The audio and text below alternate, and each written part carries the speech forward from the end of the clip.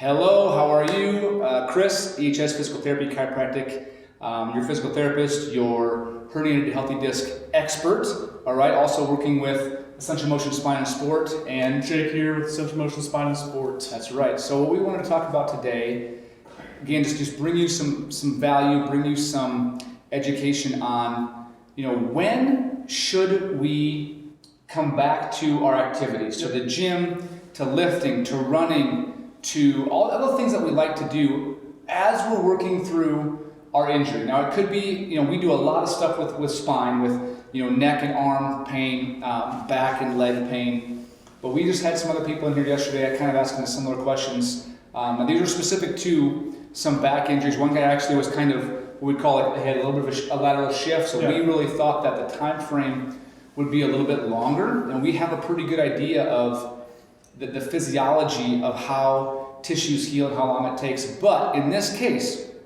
this individual, this gentleman, was healing and resolving the problem so quick, within it was like less than a week. 3 days, we had pretty significant improvement, and then by a week, he's large improvement. So the problem that you'll find if you go to like your primary care provider, right? So you go to the doctor, they give you some medication, they give you, don't do anything for the next, 3, 4, 5, 6 weeks, sometimes longer.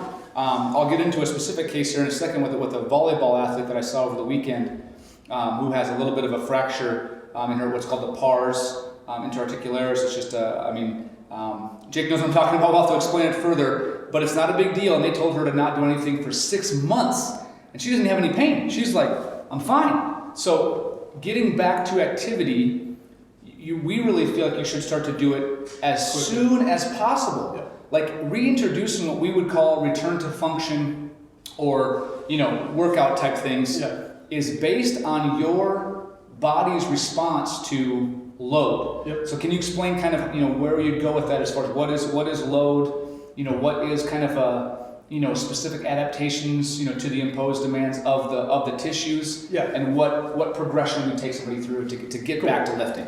So let's just talk a little bit about an injury in this case. So I read a good quote once. Injury is an overload to the tissue's tolerance. Okay. Mm-hmm. So when we perform, a quick movement that our body's just not prepared for, or we're fatigued, okay, that's when we can have an injury. Yep.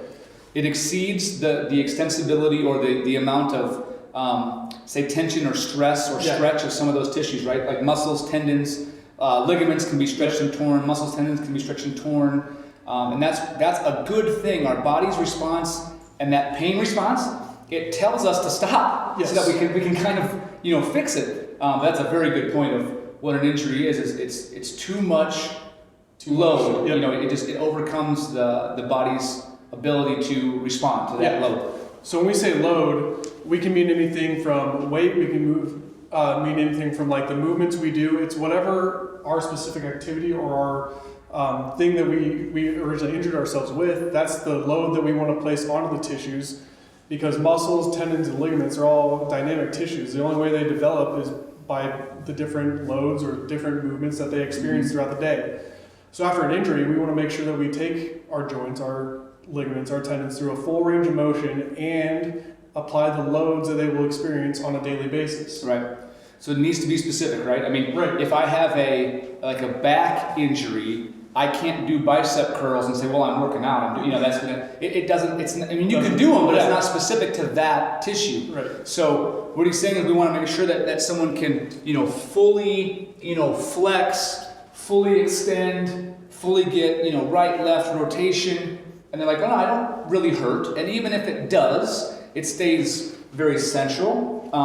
You're no worse after. We turn the pain on a little bit to a tolerable amount, right? 2 or 3, maybe 4 or 5, but nothing like it's, an intense pain. And that's how we know when to start, loading that thing. I think we should talk a little bit about that. Oftentimes patients get the idea that if they have pain during rehab or during movement, that they think they're injuring something worse. And that's typically not the case. Mm-hmm. So pain is just your body's alarm signal saying, oh, this might be harmful. It doesn't necessarily mean it is harmful. So it's good to know that's a very good point, because people will get that question often. How do I know? It hurts to do this. Well, tell me about where does it hurt? And what do you feel? Well, I feel a little bit of tension, when I'm at an end, right? Like when I'm doing something. Yeah. But then as soon as I stop, it's gone. No worse. Yeah, exactly. That's fine, right? I mean, would you say that's okay to have a little bit of pain, or what are you looking for so before the movement, during the movement, and after? What should someone feel? Yeah. So during the movement or rehab strategy, whatever we're working on, we like to say typically under like a 4 out of 10 is what I usually work with. 4 to 5 out of 10 on the pain scale.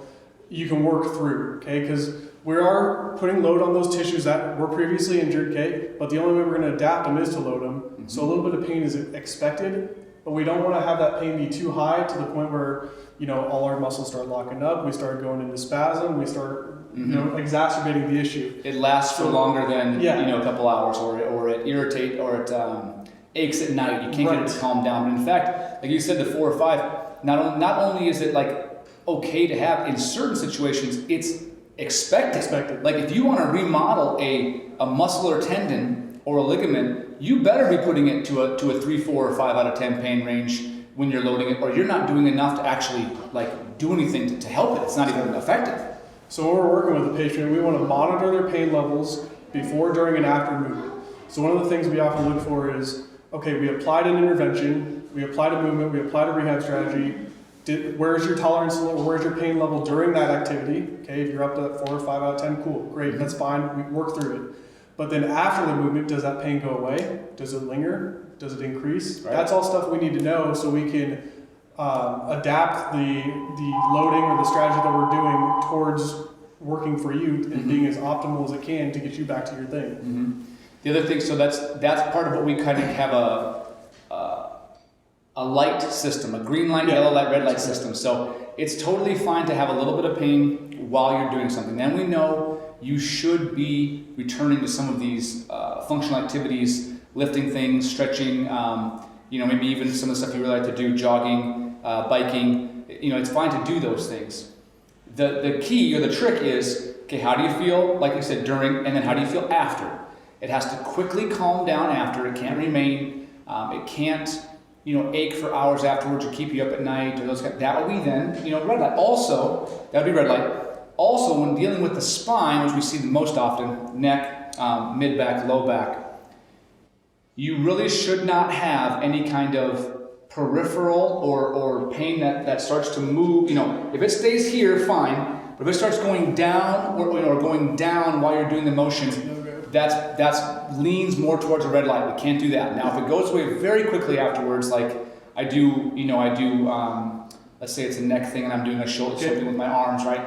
Rep 2, rep 3, rep 4, rep 5. Okay, kind of got a little something in my arm, but then it was quickly gone afterwards. Like it did not remain. That's a yellow. That's definitely like, okay, be cautious. Yep. Go slow, but don't stop. Keep going. Just you got to be really cautious because you did have some kind of movement to the side, but it did not stay. It was gone very quickly with just, within seconds. But that's the scary part, right? That's the fearful part where when people have these injuries, pain, problems with any kind of pain into the arm or leg, especially spine related, back into leg, calf, people do not want to re-herniate again or have that pain come back again. Because it hurts. It's a debilitating pain, and you don't want that again. So the fear is real. Like what should I do? But I want to get fit again. So what should I do? What should I not do? What am I allowed to? How far can I push myself? Is the question. So the patient we were working with the other day, the one that we mentioned earlier on the video that responded quickly, his original injury was after a deadlift. Okay, he tried to put up 405 pounds and his body just wasn't ready for it, or his technique was off, whatever it might have been, but he had that injury. And in the treatment room, while we were working with him, he made the comment multiple times about how we had him doing just some simple light body weight exercises, but he made multiple comments that he was more scared to go into the movement because he was scared that it was going to cause pain than the movement actually gave him. Yeah. The movement was helpful in the end, but he was scared to do it. Yeah. And I think you were working with him on some deadlifts too. Yep, we started but very lightly, just like 40, 50 pounds, just something to load the tissues, but he was... Load the tissue and build confidence in the movement. Build confidence. Yeah, which is important. Because he may feel, he could just rest, which most people would just tell him, just go rest. Then he would go back to doing it, he wouldn't properly, progressively load, and the chances that he re-injures are high. Yep. Right, so we don't want that. We don't. I mean, there's always a chance of re-injury. We want to minimize the chance of an acute setback or an exacerbation or something like that. And for him specifically, we had to first make sure that he was the shift was corrected. Right, so that's step one, shift corrected. Yep. Step two, no peripheral, like nothing in the legs. Step three, he had full, motion with really no pain, slight at end range. Once we get those boxes checked, now we're saying, yeah, we got back to body weight squats. We got back to some light, more of a very stiff-legged deadlift with the kind of the back locked into a real neutral position. And then we added some more weight after that and went to a full deadlift. But just a few reps, 10, 12 to test. Yeah. And then we'll slowly progress it from there. But that's a good, way to, hopefully some education to understand why we have you go to it or through it, and then when to start to do it and what you should and shouldn't feel when you go back to it. So just to kind of follow up with this and give you a little summary, I guess our goal as providers is to first recognize the issue, okay, and then be able to moderate that pain level to a tolerable amount. Mm-hmm. Once we can moderate that pain level, then we can start going into more activities, okay? Mm-hmm. There will be pain during this, but we want to manage the pain while optimizing the load. And then we can go into like sport specific or activity specific exercises or movements. And constantly assessing, right? Yes, assessing, reassessing. How are you feeling? Yes. Okay, yep, keep going, and that's definitely part of the almost like coaching type part of pretty much. like, because there's fear that like just let me know how you're feeling. Oh, I'm okay. Keep going. You're fine. Yep. Just to reinstill that. Yeah, that's true. Cool, good stuff. All right, that's the why. Well, when you should return, like Jake said, kind of in summary, as soon as possible. Yes.